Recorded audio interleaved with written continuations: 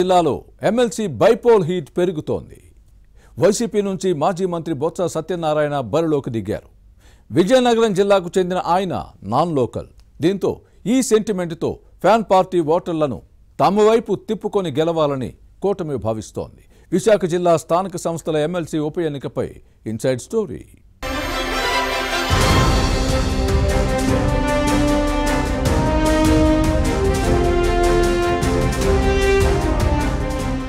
ఉమ్మడి విశాఖ జిల్లా స్థానిక సంస్థ ఎమ్మెల్సీ ఉప ఎన్నిక పొలిటికల్ హీట్ పెంచుతోంది.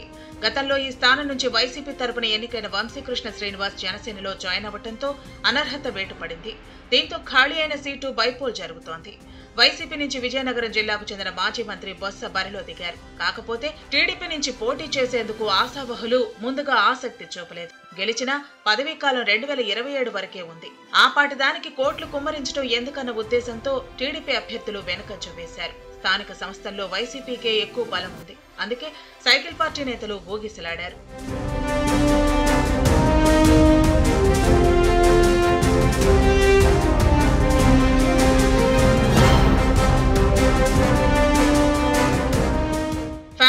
ఇప్పటికే విశాఖ మున్సిపల్ కార్పొరేషన్ కార్పొరేటర్లు, జిల్లాలోని మున్సిపల్ కౌన్సిలర్లు, జెడ్పీటీసీలు, ఎంపీటీసీలతో సమావేశాలు నిర్వహిస్తోంది.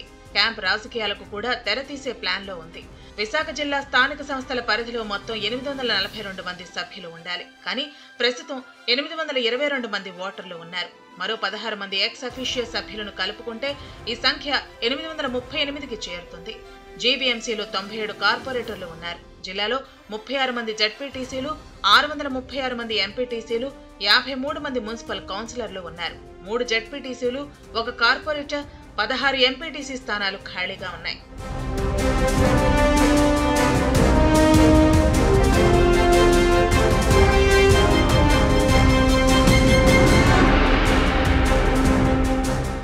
ప్రస్తుతం బలాలను పరిశీలిస్తే ఎక్స్ అఫీషియో సభ్యులు కాకుండా టీడీపీకి 183, వైసీపీకి 572, జనసేనకు 25 ఓట్లు ఉన్నాయి. అయితే ఇటీవల జరిగిన జీవీఎంసీ స్టాండింగ్ కౌన్సిల్ ఎన్నికల్లో కూటమి 10కి 10 స్థానాలను గెలుచుకుంది. వైసీపీ కార్పొరేటర్ల క్రాస్ ఓటింగ్ తో ఇది సాధ్యమైంది. దీంతో గెలుపు ఊపు మీదున్న కూటమి ఎమ్మెల్సీ బైపోల్లోనూ విజయం సాధిస్తామని ధీమాతో ముందుకు సాగుతోంది. క్రాస్ ఓటింగ్ పైనే నమ్మకం పెట్టుకుంది. ఈ నెల 30న జరిగే పోలింగ్ నాటికి ఎక్కువ మంది ఓటర్లు తమకు అనుకూలంగా మారతారని భావిస్తోంది.